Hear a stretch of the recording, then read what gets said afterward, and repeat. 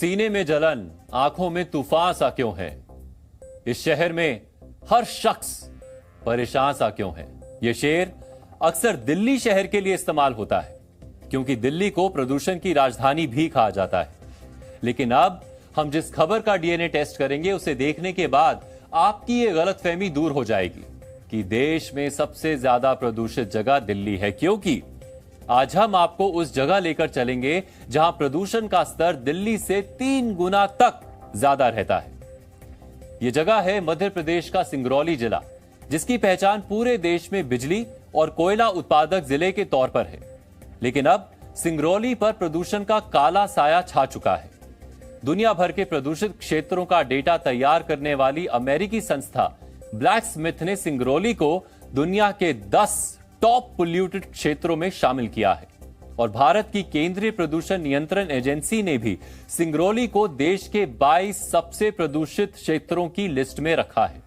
National green tribunal यानी NGT की report के मुताबिक सिंगरौली जिले में प्रदूषण की वजह से लोगों को कई तरह की बीमारियां हो रही हैं। सिंगरौली देश का एक ऐसा शहर है जहां हवा से लेकर पानी तक में जहर इस कदर घुल चुका है कि अब इंसानों की जान तक बन पाई है। प्रदूषण की वजह से वहां रहने वाले लोगों की हड्डियां गलने लगी हैं।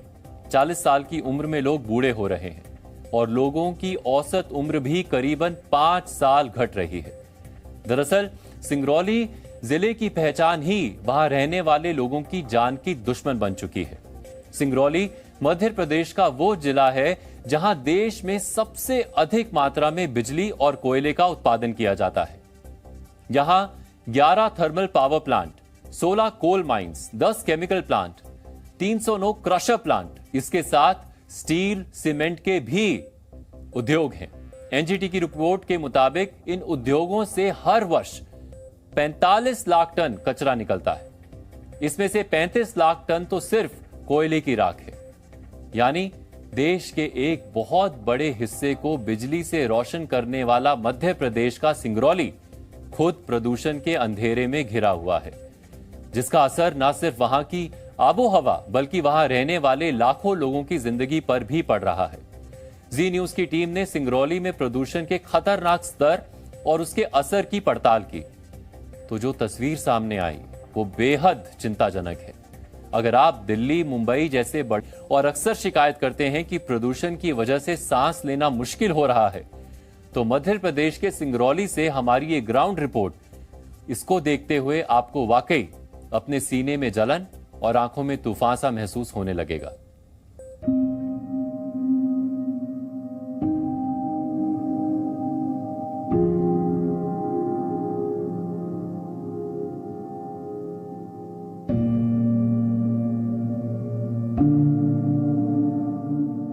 हिंदुस्तान का एक ऐसा शहर जहां लोग प्रदूषण के मारे तिल तिल कर मरने को मजबूर हैं। इस शहर में दिल्ली से 3 गुना और मानक से 10 गुना ज्यादा प्रदूषण है। यहाँ के लोगों की हड्डियां गलने लगी हैं, 40 साल में लोग बूढ़े होने लगे हैं और औसत आयु 5 साल तक घटने लगी है। यहाँ के पानी में रहने वाली मछलियां जहरीली हो गई हैं। हवा से लेकर पानी तक सब कुछ जहर ही जहर मिला हुआ सा दिखता है।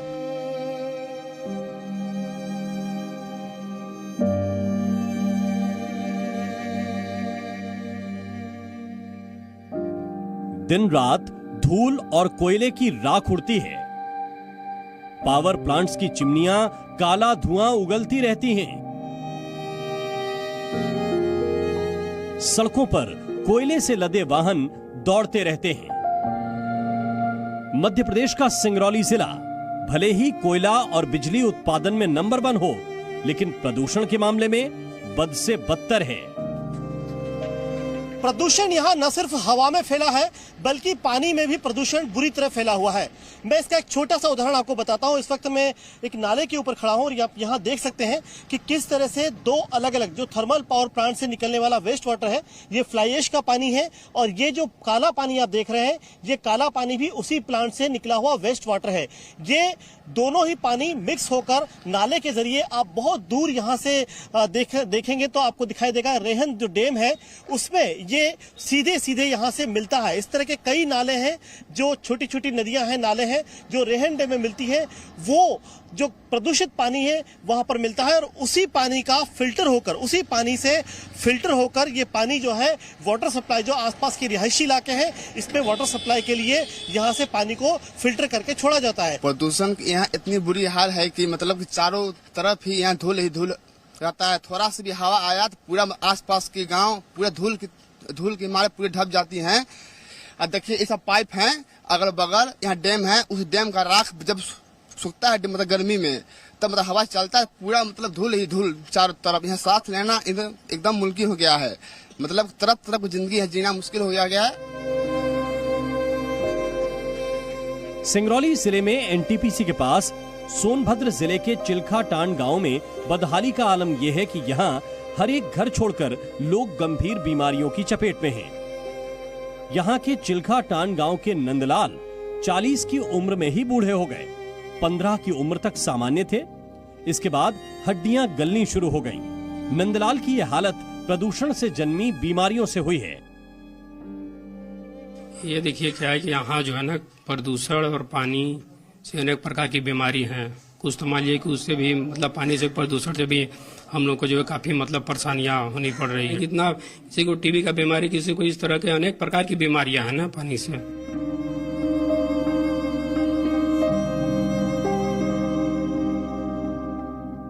इस वक्त मैं सिंगरौली जिले के एनटीपीसी प्लांट के ठीक पीछे चिल्खाटांड नाम के गांव में हूं और यहां पर आप देख सकते हैं कि मेरे ठीक पीछे जो दिख रहा है आपको पहाड़ की तरह, ये कोल माइन का हिस्सा है। जब कोल माइंस को डगिंग किया जाता है तो उसके बाद जो वहां से मटेरियल निकलता है उसको इस तरह से पहाड़ की तरह शक्ल में ये दिखाई दे रहा है। और यहाँ पर आप देख सकते हैं कि ये जो गांव है ये सबसे बड़ा अफेक्टेड गांव है।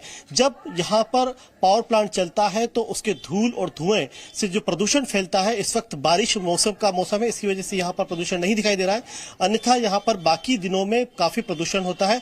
मरकरी यानी जो पारा होता है वो प्रदूषण में मिलता है और उसी को इनहेल करते हैं, जिससे यहाँ का न सिर्फ हवा बल्कि पानी भी प्रदूषित हो चुका है। और इस वक्त आप देख सकते हैं कि जो नंदलाल है उन्होंने अभी अपनी आपबीती सुनाई है। उनके परिवार में उनकी जो बेटी है उनका भी कमोबेश यही हाल है। चिल्खाटांड गांव में हर गांव में ऐसी ही दर्द भरी दास्तां है। इस वक्त में राकेश साहू जो कि यहाँ बरसों से रहते हैं, कई पीढ़ियां गुजर चुकी हैं, लेकिन इनकी दर्द भरी दास्तां सुनकर आपके रोंगटे खड़े हो जाएंगे। ये जो परिवार है, परिवार के मुखिया है राकेश जी, इनके 2 बच्चे हैं, आप देख सकते हैं यहाँ बैठे हुए हैं। और ये दोनों ही बच्चे जब से चलना सीखे हैं तब से ही लड़खड़ा कर चलना इन्होंने शुरू किया। और उसके बाद जब डॉक्टर्स को बताया तो डॉक्टर्स को भी आज तक इनकी क्या बीमारी है ये समझ में नहीं आई है, क्योंकि इस गांव, ये जो पूरा गांव है ये प्रदूषण की गिरफ्त में रहता है। ये सर बचपन से नहीं है, जब बच्चे चलने लगे तब हुआ, हमारा भी ऐसे ही था, हम भी सही थे और धीरे धीरे पता नहीं समझ में नहीं था क्या बीमारी है। और रोजी रोटी चलने में इतनी दिक्कत है कि क्या बताएं आपसे। 60% से अधिक केवल इस गली में जाएंगे तो केवल टीबी से पीड़ित मिलेंगे आपको। 90% केवल टीबी, कुछ गूंगे, कुछ बहरे और ये विकलांगता ज्यादा। अभी जाएंगे गाँव में तो कम से कम 40% विकलांग मिलेंगे बच्चे आपको। चिल्खाटांड गांव में छोटे छोटे बच्चे भी गंभीर बीमारियों से ग्रसित हैं। हिमांशु जब 1.5 साल का था तो उसे शुगर की बीमारी ने घेर लिया। अब 17 साल का हो चुका हिमांशु इस बीमारी से इस तरह घिर चुका है कि उसे हर दिन इंसुलिन के सहारे जीना पड़ रहा है। हमारे साथ हिमांशु है जिनकी उम्र करीब 17 वर्ष है और 1.5 साल की उम्र में इनको जब निमोनिया हो गया था तो इनके घर वालों ने डायग्नोज किया शुगर तो 450। ये रिपोर्ट है 2005 की, जब ये 1.5 साल के थे हिमांशु, और ये रिपोर्ट में बताया गया है कि 450 यानी 450 शुगर का लेवल उस समय मिला था। और उसके बाद से लगातार शुगर की बीमारी का इलाज चल रहा है। जैसे चोट हो जाता है तो इतनी जल्दी ठीक नहीं होता है, इसमें ये अपने आप होते हैं। ये फेस पे बहुत ज्यादा मतलब घाव टाइप के होते हैं। ये सिंगरौली में प्रदूषण के साइड इफेक्ट्स हैं जो यहाँ रहने वाले लोग झेल रहे हैं। यहाँ की अधिकांश आबादी अब भी हैंडपंप, कुएं और नदी के पानी पर ही निर्भर है। इसकी वजह से लोग फ्लोरोसिस और कैंसर जैसी बीमारियों की चपेट में आ रहे हैं।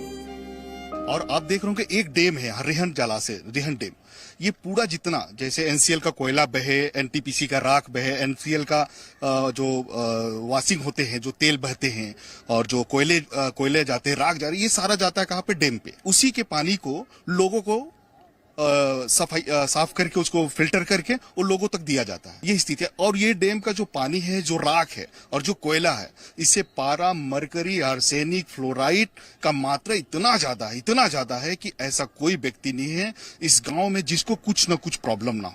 शुगर तो नॉर्मल होते जा रहा है, जैसे ऐसा लगता है कुछ दिन में शुगर हर घर में है। आज स्थिति है कि मिर्गी की बीमारी पाई जाती है, सोचिए, लोगों का सेंसलेस हो जा रहे हैं। सिंगरौली की जमीन भी दूषित हो चुकी है। इस जमीन में उगने वाली सब्जियां और अनाज खाकर भी लोग बीमारियों की चपेट में आ रहे हैं। तूसा खान गांव के किसान छोटे लाल के पास 8 एकड़ जमीन है।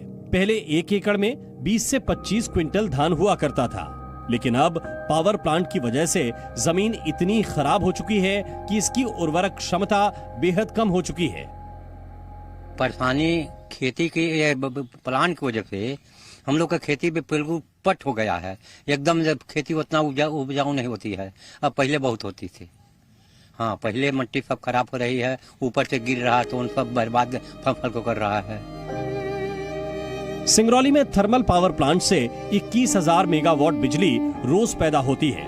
इसके लिए 10.3 करोड़ टन कोयले की जरूरत पड़ती है। प्रबंधन नहीं होने की वजह से बिजली उत्पादन के बाद लिक्विड फ्लाई ऐश को खुले नदी नालों में बहा दिया जाता है। कोल माइंस में लगातार कोयले की खुदाई से मिट्टी और राख के पहाड़ खड़े हो चुके हैं, जो कभी भी तेज बारिश में भरभराकर पूरे गांव को तबाह कर सकते हैं। सिंगरौली में प्रदूषण की जांच और उसके निपटारे के नाम पर उत्तर प्रदेश और मध्य प्रदेश की एक ज्वाइंट हाई लेवल कमेटी बनाई गई, लेकिन फिलहाल कोई नतीजा सामने दिखाई नहीं दे रहा। सिंगरौली में प्रदूषण कंट्रोल बोर्ड का दफ्तर भी महज एक औपचारिकता बनकर रह गया है। इस पूरे मामले में हमने पोल्यूशन कंट्रोल बोर्ड सिंगरौली के रीजनल ऑफिसर से बात करना चाही, तो उन्होंने बताया कि यहाँ पर स्टाफ की काफी कमी है। साथ ही उन्होंने ये भी बताया कि उनके पास किसी भी तरह के आधिकारिक जानकारी या आंकड़े उपलब्ध नहीं है। इसके लिए उन्हें दिल्ली या भोपाल से संपर्क करना होगा। सिंगरौली में प्रदूषण सिर्फ हवा और पानी में नहीं है, बल्कि वहां के प्रशासन सिस्टम में भी लापरवाही का प्रदूषण खतरनाक स्तर पर पहुंच चुका है, जहां सिर्फ बातों के जरिए प्रदूषण से निपटने की कवायदें चलती रहती हैं। पोल्यूशन फैलता है, उसको मिनिमाइज करने के लिए उसको क्लोज कवर रूप में, मतलब स्ट्रिक्टली उसको कंप्लाई करते हुए उसमें ट्रांसपोर्टेशन होगा। लो लाइंग एरियाज में इसका जो इसको डिस्पोजल करना है, फ्लैश को, वो सब करना है। और हमारी जो पावर जनरेशन कंपनीज है, इनके साथ हम इंस्ट्रक्शंस हैं, उसके अनुसार कार्रवाई कर रहे हैं और हम लोग उसको फॉलो भी करते आ रहे हैं। बड़े बड़े दावों से अगर प्रदूषण नियंत्रित हो पाता तो सिंगरौली में प्रदूषण का नामो निशान कब का मिट चुका होता। अगर अभी भी सिंगरौली को प्रदूषण से नहीं बचाया गया तो आने वाले सालों में यहाँ रहने वाले सैकड़ों लोग बेवक्त और बेमौत मारे जाएंगे। पुष्पेंद्र वैद्य, जी मीडिया, सिंगरौली, मध्य प्रदेश।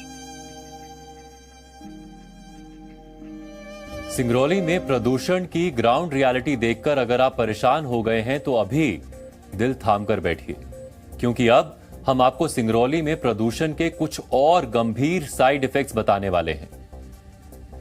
रोजाना हजारों टन केमिकल, कचरा, राख और प्रदूषित धुएं की वजह से सिंगरौली का अंडरग्राउंड वाटर भी दूषित हो चुका है।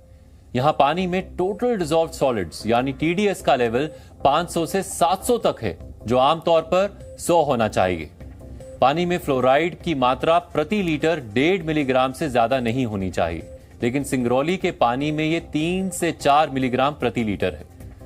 सिंगरौली के पानी में मरकरी यानी पारे की मात्रा 0.026 मिलीग्राम प्रति लीटर है, जो 0.001 होनी चाहिए। और सिर्फ पानी ही नहीं, सिंगरौली की मिट्टी भी पूरी तरह प्रदूषित हो चुकी है। यहां प्रति किलो मिट्टी में 10.009 मिलीग्राम पारा मिला है, जबकि ये 6.6 मिलीग्राम प्रति लीटर से ज्यादा नहीं होना चाहिए। इसका असर यह हो रहा है कि सिंगरौली में जमीन से पैदा होने वाली सब्जियां और अनाज खाकर लोग बीमारियों की चपेट में आ रहे हैं और प्रदूषित पानी पीकर भी बीमारियों के शिकार हो रहे हैं। आंकड़ों के मुताबिक साल 2022 में सिंगरौली में टीबी के 1836 मरीज मिले थे, जबकि साल 2023 में अब तक 1000 से ज्यादा टीबी के नए मरीज सामने आ चुके हैं। और ये सब हो रहा है प्रदूषण की वजह से। लेकिन चिंता की बात यह है कि मध्य प्रदेश में करीब 1.5 दशक से सत्ता के सिंहासन पर विराजमान मुख्यमंत्री शिवराज सिंह चौहान को सिंगरौली में बढ़ते हुए प्रदूषण की चिंता नहीं सताती। लेकिन हमें उम्मीद है कि हमारा ये डीएनए टेस्ट देखने के बाद आपको तो समझ आ ही गया होगा कि अगर प्रदूषण हद से गुजर जाए तो क्या होता है। और अब डीएनए की खास पेशकश, आज की पॉजिटिव न्यूज। चेन्नई के 17 वर्षीय गुकेश दुनिया के टॉप 10 शतरंज खिलाड़ियों की लिस्ट में शामिल हो गए। अजरबैजान में हो रहे शतरंज विश्व कप में मिसरतदीन को हराकर गुकेश दुनिया के टॉप 10 शतरंज खिलाड़ियों की लिस्ट में शामिल हुए हैं। इसके साथ उन्होंने न सिर्फ बचपन से अपने आदर्श रहे विश्वनाथन आनंद को पीछे छोड़ दिया है, बल्कि वो इस समय दुनिया के टॉप 10 शतरंज खिलाड़ियों की लिस्ट में सबसे युवा खिलाड़ी भी है। दिलचस्प बात यह है कि गुकेश इस समय के शीर्ष शतरंज खिलाड़ी मैग्नस कार्लसन को भी परास्त कर चुके हैं। अक्टूबर 2022 में सिर्फ 16 वर्ष की आयु में उन्होंने दुनिया के नंबर 1 शतरंज खिलाड़ी मैग्नस कार्लसन को शतरंज में शिकस्त दी थी। वर्ष 1991 में चेन्नई के ही विश्वनाथन आनंद दुनिया के टॉप 10 खिलाड़ियों की लिस्ट में शामिल हुए थे। तब से लगातार वो इस लिस्ट में भारत के हाईएस्ट रैंक खिलाड़ी रहे हैं। अजरबैजान के बाकू में जब गुकेश ने अपनी ऐतिहासिक जीत हासिल की और विश्वनाथन आनंद से आगे निकले, उस समय विश्वनाथन आनंद ही उस खेल की कमेंट्री कर रहे थे और उन्होंने भी गुकेश को दुनिया का नंबर 1 खिलाड़ी बनने की शुभकामनाएं दी। हमारी शुभकामनाएं भी गुकेश के साथ हैं।